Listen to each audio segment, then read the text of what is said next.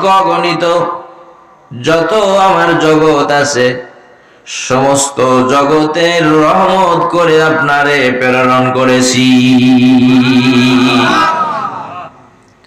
আল্লাহ পাকের জগতের সংখ্যা নির্ণয় করার ক্ষমতা কারো নাই।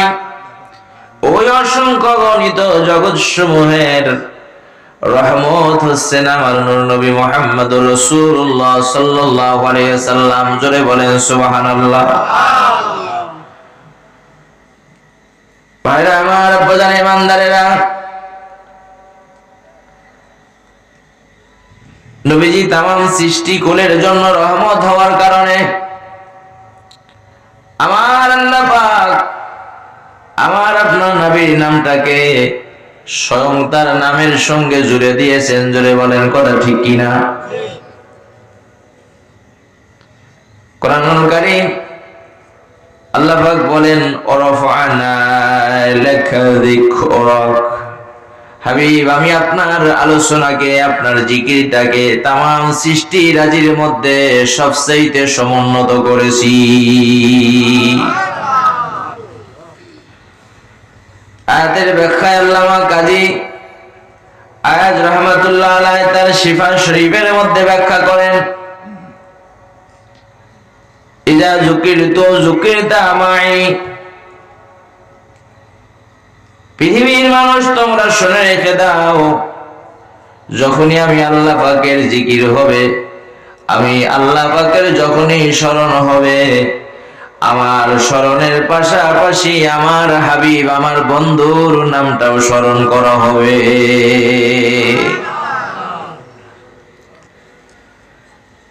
হাদিস শরীফ রয়েছে, আল্লামা শামসুদ্দিন কুরতুবী রাহমাতুল্লাহ আলাইহি তাফসীরে কুরতুবীর মধ্যে হাদিস কোট করেছেন। জোরে বলেন আল্লাহু আকবার। বিশ্ববরণ্যের মুফাসসির আল্লামা জালালউদ্দিন সুয়ুতী রাহমাতুল্লাহ আলাইহি এত বড় একজন মুফাসসির, এত বড় একজন মুহাদ্দিস ছিলেন, এত বড় একজন হাফিজুল হাদিস ছিলেন, এত বড় রাসূল প্রেমিক ছিলেন, যিনি চর্ম চোখে বাহ্যিকভাবে আমার রাসূলকে 29 বার তিনি দেখেছিলেন। আর স্বপ্ন এবং বাহ্যিক উভয় মিলে কম বেশি 70 থেকে 75 বার আমার নবীর বেহেশতি চেহারা মোবারক দেখার সৌভাগ্য লাভ করেছেন। জোরে জোরে বলেন না একবার মারহাবা। ভাইরা আমার, আপনাদের ইমানদারেরা,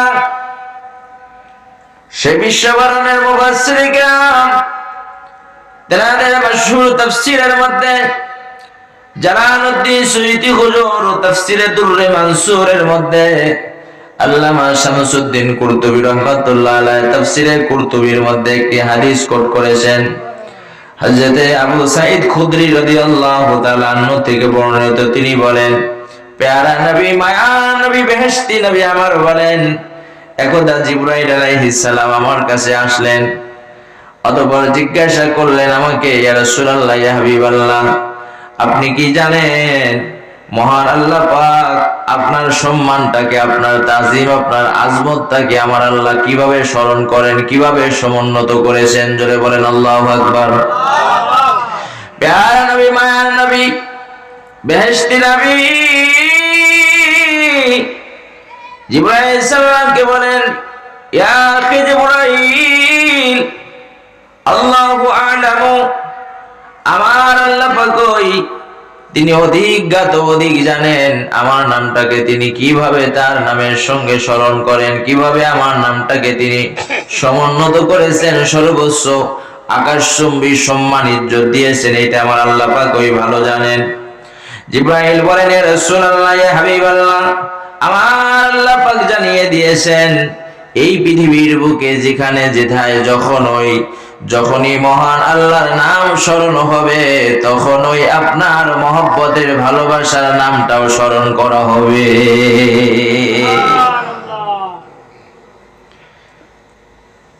কামা কিলা ফিল আযান ওয়াল ইকামা, তার বাস্তব দৃষ্টান্ত এই বিনাহার এলাকায় সিংড়া থানায় যখন আজান হয়, বলেন তো আজানের মধ্যে মহান আল্লাহ পাকের নামের সাথে আমার রাসূলের নাম উচ্চারিত হয় কি হয় না? হয়? নাটোর জেলায়, বাংলাদেশে, শুধু বাংলাদেশে হয়, বাংলাদেশের বাহিরে আর কোন দেশে মনে হয় হয় না? হ্যাঁ, সব দেশেই হয়। ভাইরা আমার, আপনারা ইমানদারেরা, গভীর মনোযোগ। আমার রাসূলের শানকে, আমার রাসূলের আজমত তাকরীমকে আমার আল্লাহ কত বড় সমুন্নত করলেন। তাম পৃথিবী ব্যাপী যেখানে আজান হবে, আজানের পর নামাজের পূর্বে ইকামত হবে। আজান এবং ইকামতে যখনই আমার আল্লাহ পাকের নাম, সেখানে আমার রহমতের নবীর নাম।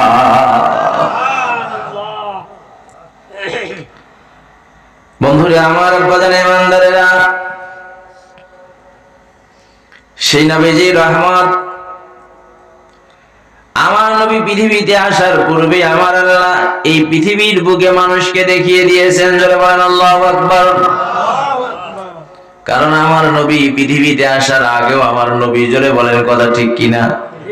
আমাদের কথা নয়, আমার মুজাদ্দিদ জামান হুজুরের কথা নয়, সরাসরি আমার বেহেশতি নবীর বেহেশতি জবানের বাণী আপনাদের শোনাচ্ছি। আনাবি হুরায়রা রাদিয়াল্লাহু তাআলা আনহু قال মাতা ওয়াজাবাত লাকান নাবুওয়া ইয়া রাসূলুল্লাহ।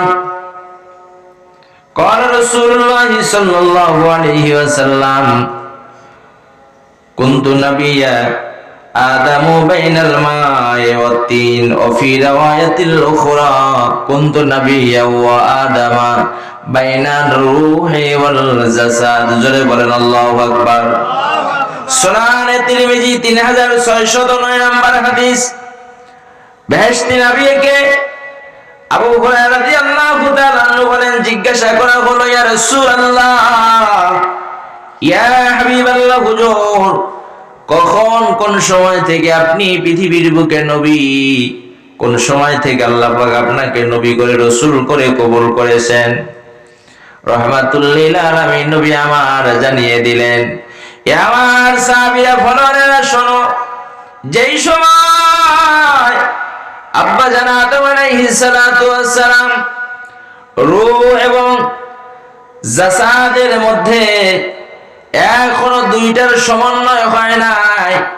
অপর আয়াতে আব্বা জান আদম আলাইহিস সালাম যখন কাদা এবং পানি, আব্বা জান আদম আলাইহিস সালাম যখন তিনি কাদা এবং পানি, তখন থেকে নিয়ে আমি মহান মাওলার কাছে নবী।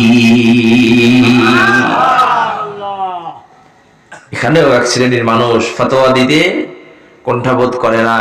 রাসূল 40 বছরের পর নবী হয়েছে, 40 বছরে এটা রাসূলের এলান জাহের, এটা একটা ঘোষণা দেওয়া হয়েছে। কিন্তু আমার রাসূলের সেই নবী, সেই রাসূলের সেই শান আজমাতকে আল্লাহ পাক ওই সময় যখন আদম আলাইহিস সালাম এখনো পরিপূর্ণ রূহ এবং বডি নিয়ে আল্লাহ পাকের দরবারে কবুল হন নাই, কাদা পানির মধ্যে গড়াগড়ি খাচ্ছেন, তখন থেকে আমার রাসূল, আমার নবী মহান আল্লাহর কাছে নবী। জোরে বলেন না সুবহান। সহিহ রাওয়ায়াত হাদিস বর্ণনা করা হয়েছে। ভাইরা আমার, আপনাদের ইমানদারেরা, প্যারা নবী, মায়া নবী, রহমতের কথা বলছিলাম। আমার নবী পৃথিবীর বুকে এখনো আসেন নাই। আম্মা জানের রেহেমের মধ্যে আম্মা জান মা আমিনা রাদিয়াল্লাহু তাআলা আনহা বলেন, দুনিয়ার মানুষ শোনো, যেই দিন থেকে আমি জানতে পারলাম আমার পেটের মধ্যে আল্লাহ একটা নিয়ামত দিয়েছেন, ওই দিন থেকে নিয়ে আমি পূর্বে যা ছিলাম আমার জীবনের সব কিছু আমার আল্লাহ আলাদা করে দিয়েছে। জোরে বলবেন না সুবহানাল্লাহ। কি কি আলাদা হলো বাবাজি, যুবক বন্ধুরা রে আমার, আল্লাহ কোন নবীর উম্মত করে পৃথিবীতে পাঠালেন, একটুখানি দিলের কান লাগিয়ে শুনে নেন। ওই নবীর রহমত আমাদের জীবনে বাস্তবায়ন করতে হলে, রহমত গুলোকে আমাদেরকে জীবনে গ্রহণ করতে হলে আমাদেরকে রাসূলের মহব্বত, ভালোবাসার, রহমতের কথাগুলো আমাদের জানতে হবে। জোরে বলেন ঠিক কিনা? আম্মা জান বলেন, দুনিয়ার মানুষ শোনো, গভীর রজনী কে যেন আমাকে ডাক দিয়ে বলে, আমেনা, ও আমেনা, তুমি এতদিন ছিলে শুধু আমেনা, আজ থেকে নিয়ে শুধু তুমি আমেনা নও, আজ থেকে নিয়ে তুমি তামাম সৃষ্টিকুলের সর্বশ্রেষ্ঠ মেহমানের মা। এখন তোমার চলাফেরা কথাবার্তা সব সংযমী হবে।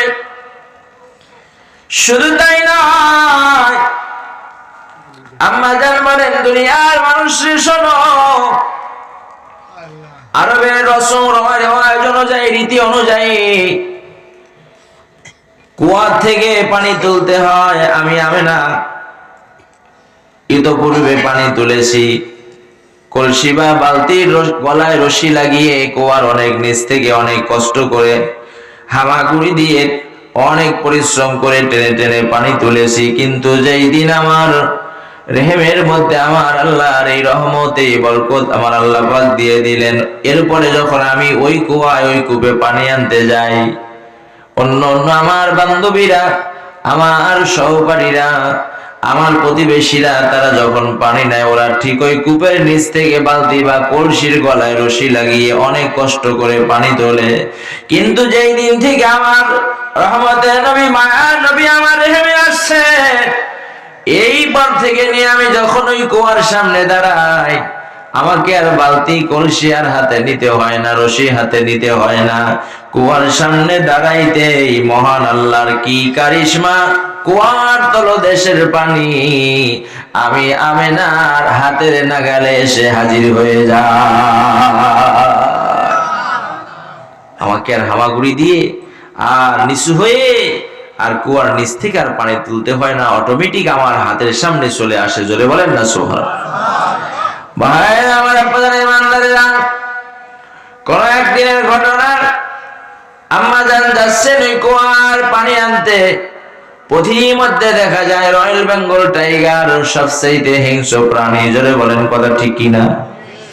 রাস্তায় দাঁড়িয়ে আছে, ওত পেতে আম্মা জান বলেন, চিন্তায় আমি জর্জরিত, হায় রে আমার জীবন চলে যায় যা, কিন্তু যেই নিয়ামত আল্লাহ আমার পেটে দিয়েছে, এই নিয়ামত যদি কোন রকমের ক্ষতি হয়ে যায়, মহান আল্লাহর কাছে আমি কি জবাব দেব?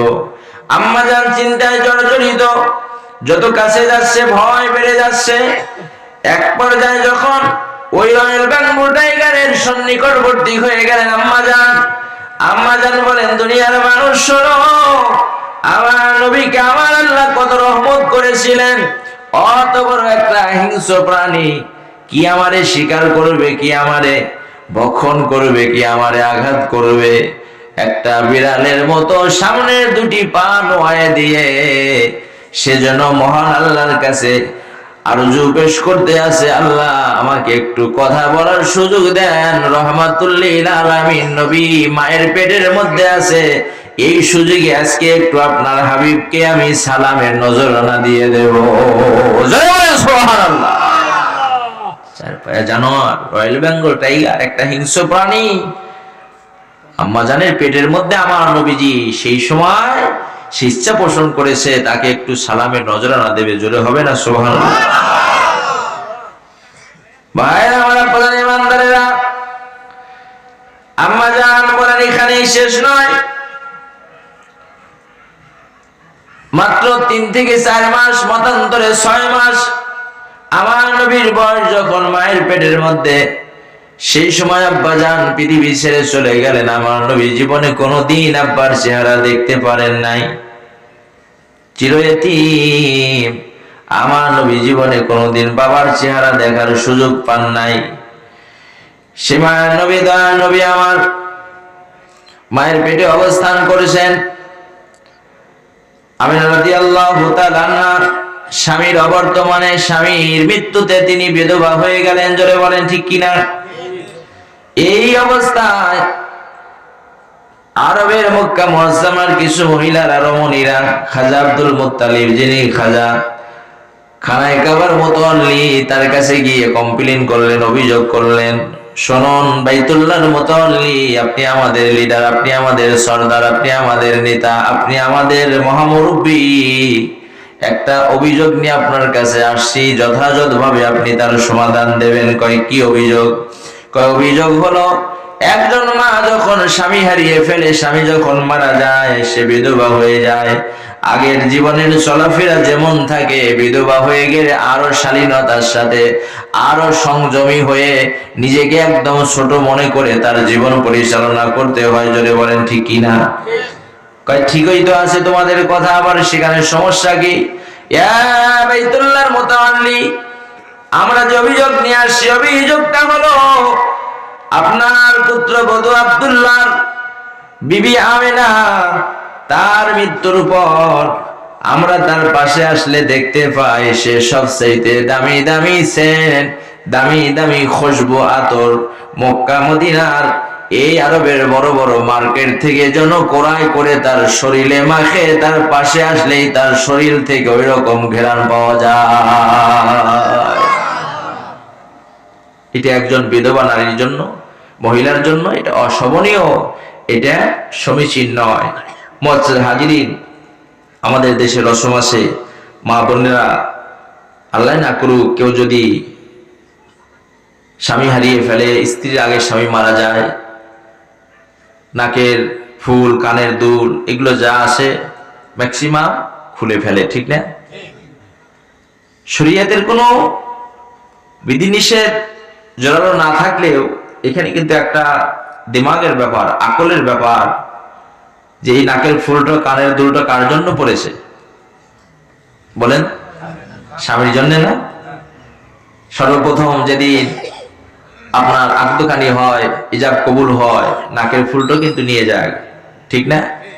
অনেকেই এর আগে নাকের ফুল কোনো সময় নাকে দেয়নি, যখন বিবাহ করানো হবে তার আগে উকিলের মাধ্যম দিয়ে দেওয়া হচ্ছে, তার কানে নাকে যে পরিয়ে দেওয়া হলো। তারপরে সামর্থ্য অনুযায়ী কানের দুল, গহনা, অলংকার অনেক পরিধান করে যার সামর্থ্য আছে। সম্মানিত হাজির, সামগ্রিক ভাবে এই অলংকার, এই সাজ, এই সৌন্দর্য একজন নারীর পক্ষ থেকে কাকে খুশি করার জন্য? আল্লাহকে খুশি করার জন্য, স্বামীর মনকে সন্তুষ্ট রাখার জন্য। জোরে বলেন কথা ঠিক কিনা? আর স্বামী সন্তুষ্ট হলে মহান মালিক তার প্রতি সন্তুষ্ট হবে। এই নিয়তে, এই আশায় একজন মা, একজন বোন অলংকার আদি পরে। যদিও আমাদের দেশের এখন কালচার এটা পরিবর্তন হয়ে গেছে, যে বাড়িতে থাকি আমরা সবচেয়ে নোংরা আপনার অবস্থান নিয়ে, আর যখন বাহিরে যাই বন্ধু মহলে, সেইখানে আমরা সাজগোজ করে বিভিন্ন কিছু করে যাই। কি ভাই কথা ঠিক কিনা? মনে রাখবেন, মা বোনদের জন্য সেন্ট, সুগন্ধি এরকম কিছু ব্যবহার করে বাহিরে চলাফেরা করা, এটা আদৌ কি নয়? শরীয়ত সম্মত নয়। তো খাজা আব্দুল মুত্তালিবের কাছে অভিযোগ করা হচ্ছে যে সে একজন স্বামীহারা বিধবা মহিলা।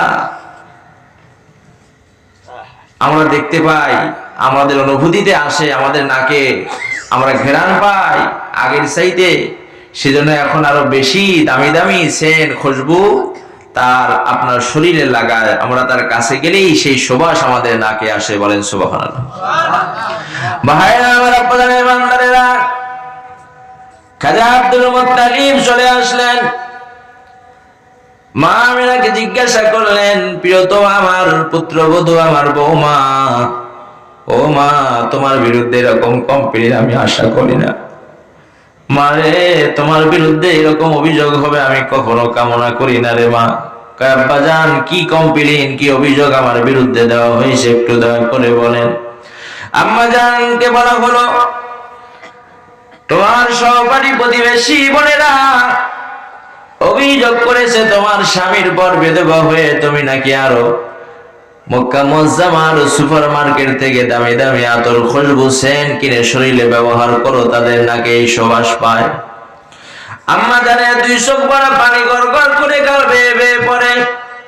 আম্মা জান ডাকতে বলে, আব্বা জান, ও আমার প্রিয় শ্বশুর আব্বা জান, খানায় কাবার মুতাওয়াল্লি, ওয়াল্লাহি তাল্লাহি, ওই আল্লাহর শপথ করে বলছি, খানায় কাবার শপথ করে বলছি, আমি আমেনা, আমি কি এরকম কখনো জীবন যাপন করতে পারি? এমনিতেই আমি সংবরণ হয়ে শালীনতার সাথে আমি যথাসম্ভব আমার দিনাতিপাত করেছি। এরপরে আমার স্বামীর অবর্তমানে এখন তো প্রশ্নই আসে না, আমি আরো সংযমী হয়ে চলি। শুধু তাই নয়, মাঝে মাঝে আমাকে রাতের অন্ধকারে অদৃশ্যের আওয়াজ থেকে জানিয়ে দেওয়া হয়, আমেনা এতদিন ছিলে তুমি শুধু আমেনা, এখন থেকে তুমি শুধু আমেনা নও, এখন থেকে হবে তুমি তামাম বিশ্বের সর্বশ্রেষ্ঠ মেহমানের মা।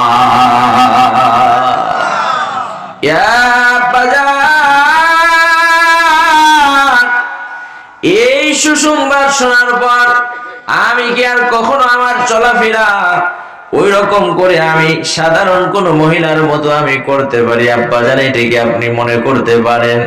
আমিও তো তাই জানি, কিন্তু অভিযোগ কমপ্লেন কেন আসলো? রহস্যটা কি, কারণটা কি?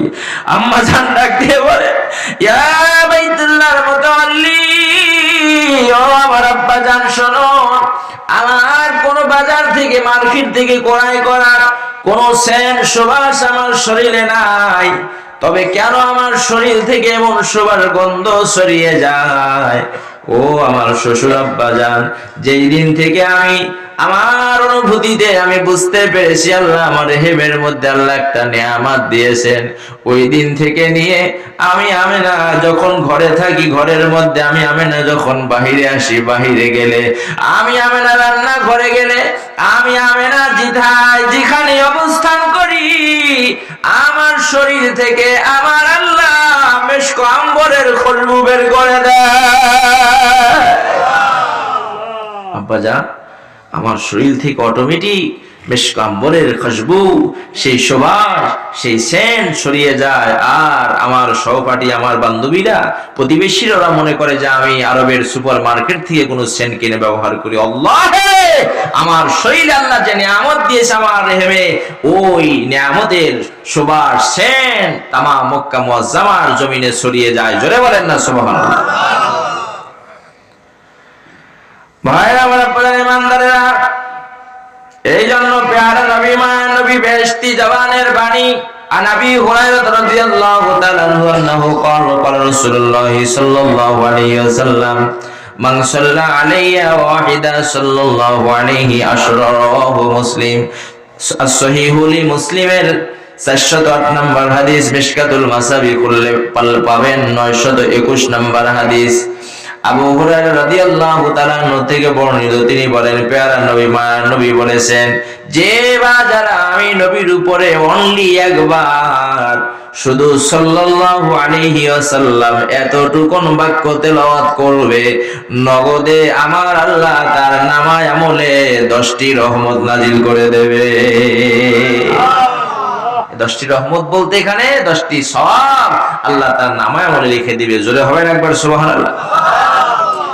সুনান নাসাই শরীফের হাদিস 1247 নম্বর হাদিস খুললে পাবেন, মিশকাতুল মাসাবি খুললে পাবেন 922 নম্বর হাদিস। আনাস ইবনে মালিক রাদিয়াল্লাহু তাআলা আনহু قال قال رسول الله صلى الله عليه وسلم من صلى علي واحدا صلى الله عليه 10 صلوات وحطت عنه 10 خطيئات ورفعت له 10 درجات।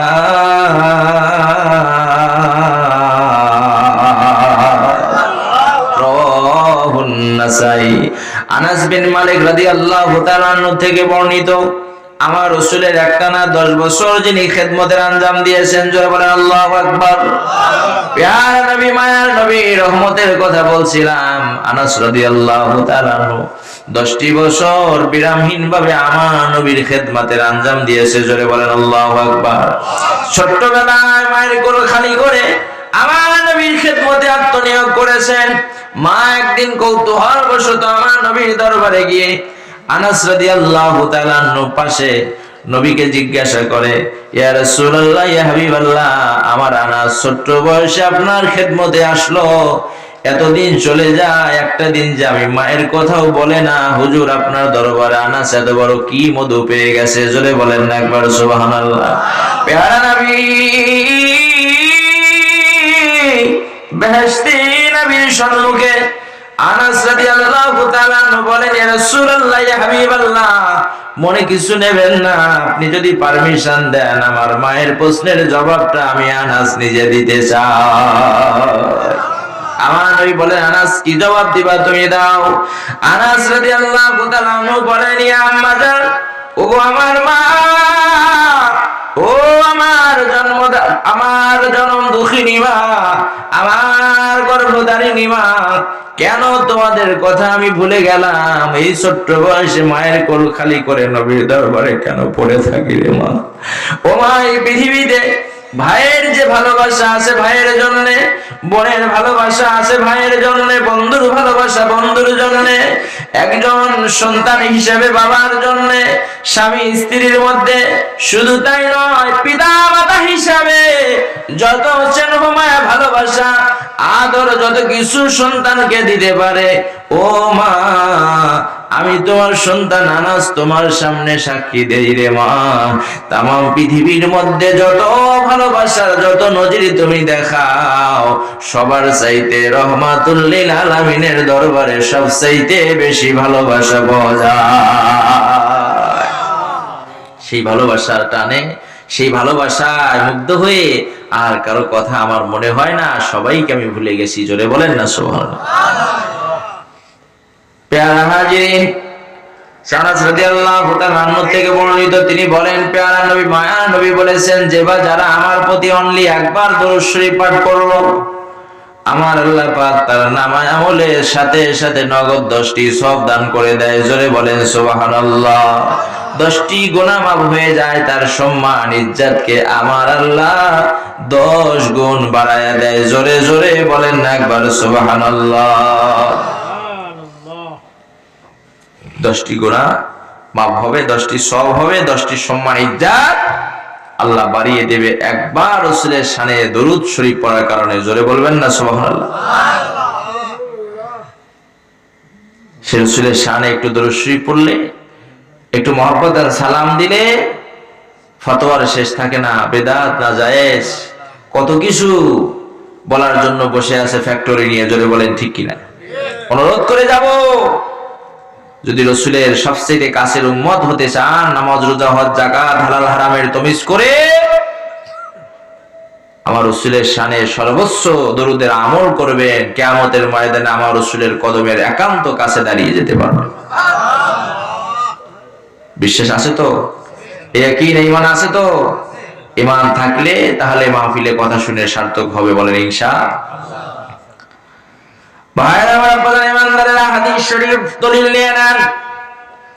আর আব্দুল্লাহ ইবনে মাসউদ রাদিয়াল্লাহু তাআলা আনহু قال قال رسول الله صلى الله عليه وسلم اولى الناس بيوم القيامه اكثرهم علي صلاه তিরমিজি। জোরে বলেন আল্লাহু আকবার। আব্দুল্লাহ ইবনে মাসউদ রাদিয়াল্লাহু তাআলা আনহু, যিনি রইসুল ফুকাহা, तमाम পৃথিবীর সর্বশ্রেষ্ঠ ফকিহ, সর্বশ্রেষ্ঠ মুফতি। জোরে বলেন সুবহানাল্লাহ।